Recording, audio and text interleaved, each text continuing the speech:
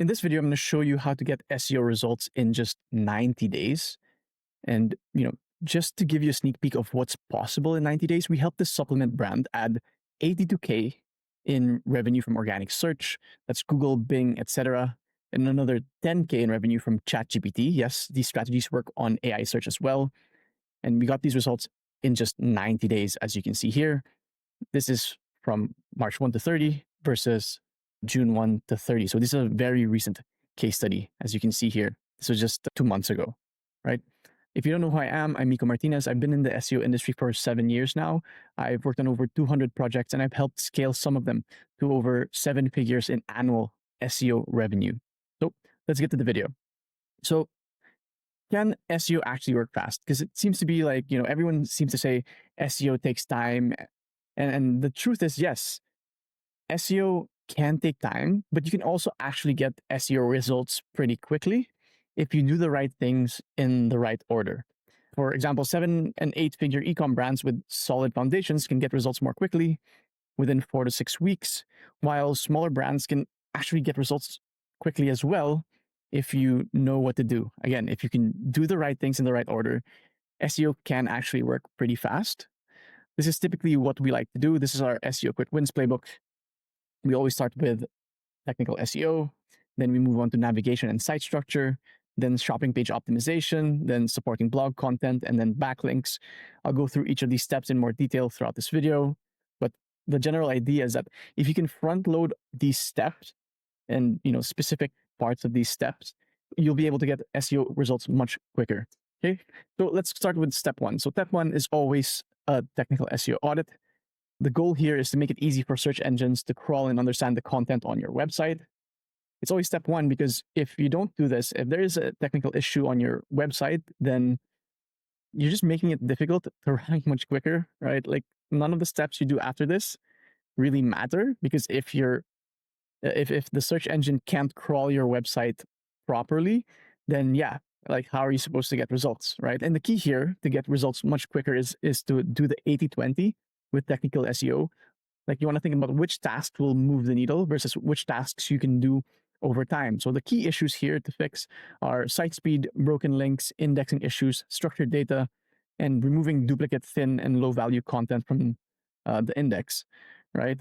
The reason behind this is because, like, again, these issues are the ones that will stop you from getting results quickly. If you don't fix these, nothing you do later on will really matter. Like, for example, broken links. If your site has broken links and the search engine can't crawl your site properly, then how can you really rank for anything if the search engine can't even find the content on your website? That's the same with indexing issues and the issue with duplicate, thin, low value pages, specifically on Shopify stores. Shopify seems to like to create these, a ton of low value pages automatically, like auto generate them. And you want to remove all of those from the index because you don't want to waste the search engine's resources crawling those pages. You want the search engine to only crawl high SEO value pages, the pages that you actually want to rank, right? And yeah, structured data as well. Structured data makes it easy for search engines to understand the content on your website. The other technical SEO issues like, fixing meta descriptions or even alt tags, things like that, you can do them over time because, again, we want to focus on the 80-20 if you want to get results fairly quickly. Okay, moving on. Next thing you want to fix is site structure and navigation. This is similar to the technical audit. You want to make it easy for the search engine to find the key pages on your website. So you want to have those key pages featured on the homepage and navigation. You want to make sure all pages are less than 3 clicks away from the homepage. That's what we call crawl depth. If your key pages or your pages are too far from the homepage, it makes it difficult for the search engine to find them. So yeah, less than 3 clicks is what I suggest. And for the homepage, you want to feature high search volume pages at the top, and then just, from highest to least, from top to bottom, right? And the reason behind that is, the search engine is going to crawl your homepage from top to bottom. Also, you want them to crawl these high priority pages first. I always like to use blind style as an example because it's always a good example for site structure and navigation. You can see here, their navigation is really clean. You have blind type, color, window type, by room, by feature. And if you can see each of these pages featured on the navigation, these are all pages with search volume. These are all product category pages: wooden blinds, roller blinds, vertical blinds, color, window type, bay window blinds, conservatory blinds, even by room, right? As you can see, like they feature these pages. These are all pages with significant search volume on their navigation. And if you scroll through their homepage, it's the same thing, right? It's basically the navigation, but in like the homepage form, right? Wooden blinds, roller blinds, by color here, even by most popular, you can see them still featuring product categories rather than individual products, because for this specific niche, product categories are the ones with significant search volume. You don't want to feature specific product pages if they don't have any search volume, right? That's basically the idea behind the site structure and navigation. You want to think about search volume, which, like, how are users actually searching, and featuring those pages on your navigation and homepage. Okay. Moving on. Next thing you want to do is shopping page optimization. So first things first, you want to think about which pages will actually drive revenue growth, which pages have search volume. For some niches, for most niches, it's going to be your product category pages. For some, it's going to be your product pages. But the goal is generally the same. You want to add more content to your shopping pages. These are the templates we like to use. So you can see here the category name on top. Let me zoom in a bit. The category name on top, and short description, the product grid. Most brands stop there, but that's actually a huge mistake. You want to add more content to your shopping pages in the form of a detailed category description, frequently asked questions, and even featured reviews at the bottom. The goal here is to show the search engine that your brand is the authority or expert in your industry. And you just can't do that if your shopping pages are lacking information. This is the same thing with AI search as well. Like ChatGPT can't cite anything on your website if there's no content on your website. And that's a big difference between just ranking for blog posts and shopping pages. Like blog posts rarely drive revenue growth. Shopping pages are the ones that really drive revenue growth. So you want to add content to your shopping pages to give them a better shot at ranking. One thing I want to note also here is that you want to focus on the low-hanging fruit.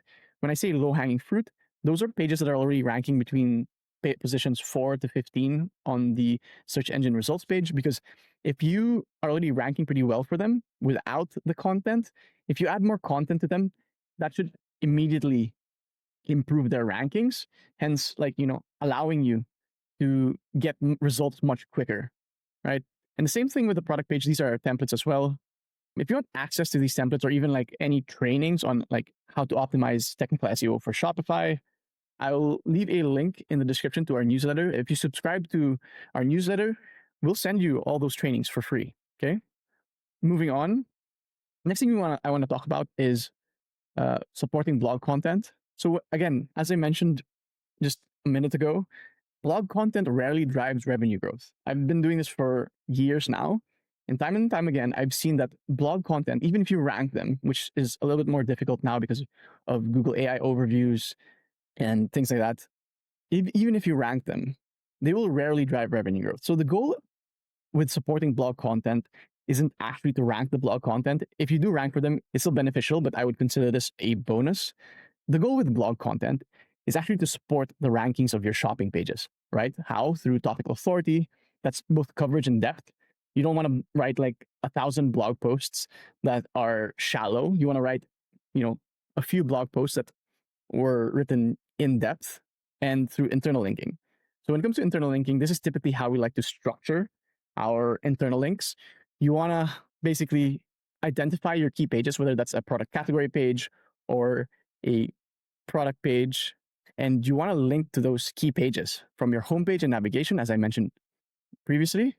And you want to have a lot of these supporting blog content around that product category or product page, and internally link that shopping page from each of these blog posts, because that's what will help push the rankings of those shopping pages up if you have a lot of these supporting blog content. Okay. Moving on to the next thing, and the last thing, but definitely not the least, backlinks. Whenever we start working with a brand, we always immediately build foundational backlinks, and then we consistently build link insertions and guest posts every month. That's our go-to strategy.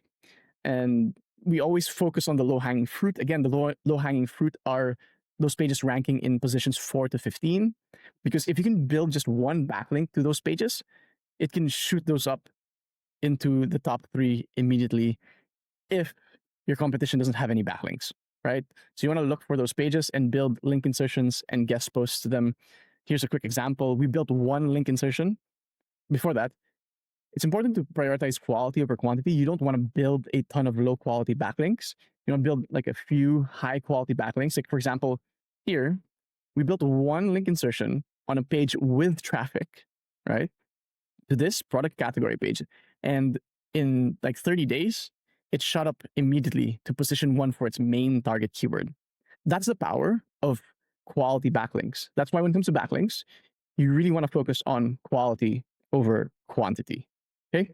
And yeah, that's the 5-step process to how to get results in just 90 days. And just to show you, like, this works for 7, 8-figure brands. It works really well for 7 and 8-figure brands because 7, 8-figure e-com brands already have expertise, authority, trust, a strong backlink profile. They usually have lots of low-hanging fruit. And our job is just to fill the content and backlink gaps. And these gaps are usually much smaller for 7, 8-figure brands because of these things, right? And that's exactly why we were able to add 90K in monthly revenue to this supplement brand, because they already had expertise, authority, and trust. We just had to fill in some of those content and backlink gaps, right? But that doesn't mean small brands can't rank quickly too. Just to show you real quickly here, you can get results fairly quickly for small brands as well. We're able to nearly 3x this brand's monthly SEO revenue in just 2.5 months, 3x traffic in just 36 days, 20 clicks to 100 clicks per day in just 3 months, using these same strategies. And then for smaller brands, I think the key thing here is to focus on the low-hanging fruit, right?